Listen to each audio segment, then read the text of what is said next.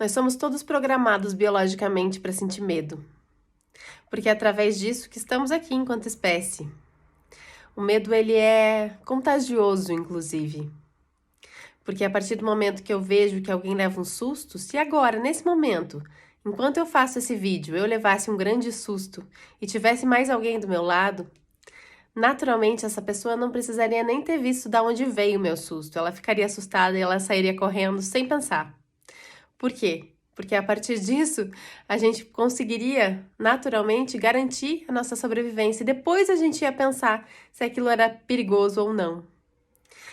O reflexo do nosso organismo não é algo que a gente escolha. Ele tá lá. E ele tá lá por uma razão. Porque em milhões de anos de evolução, foi isso que tornou a gente capaz de sobreviver a várias situações. Mas quando o medo se torna uma coisa muito grande, ele nos congela, ele nos paralisa e ele nos impede de pulsar e viver novamente. E é o que eu tenho visto em muitas situações.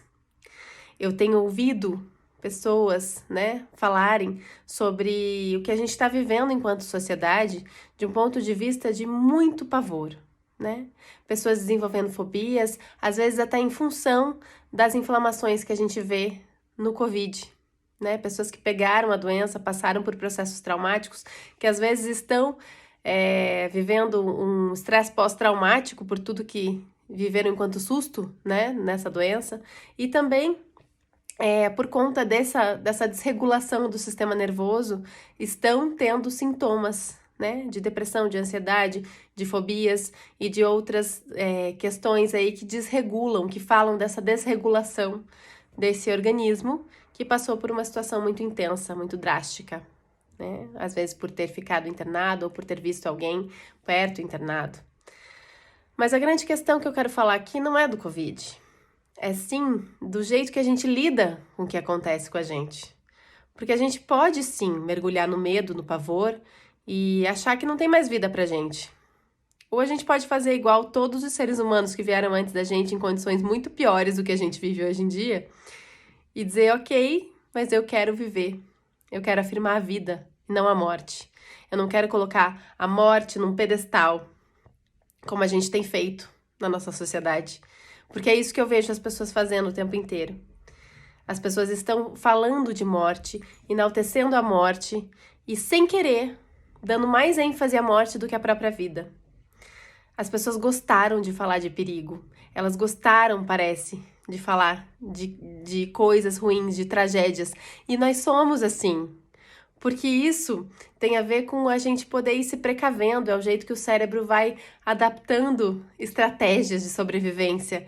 Então a gente tem sim um gosto para falar de tragédia, mas é nisso que a gente tem que acabar freando essa nossa tendência, porque senão a gente entra no mecanismo masoquista, de vincular através da dor, de falar de tragédia, de focar no sofrimento. E esquece que tem vida para acontecer, que ainda tem o sol lá fora, que ainda tem muita coisa para se viver, que alguns anos da nossa vida não vão ser, de repente, o significado de tudo que a gente tem para viver lá na frente. Porque sim, eu acredito que a gente vai superar tudo isso. Quanta coisa o ser humano já não superou,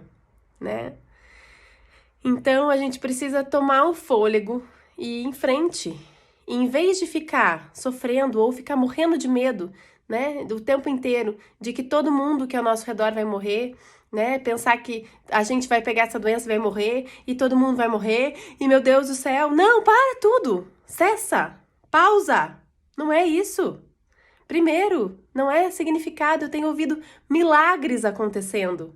Eu tenho relatos de pessoas ao meu redor falando de coisas que nem eram prováveis e têm conseguido lidar com essas doenças de um jeito melhor do que a gente imagina.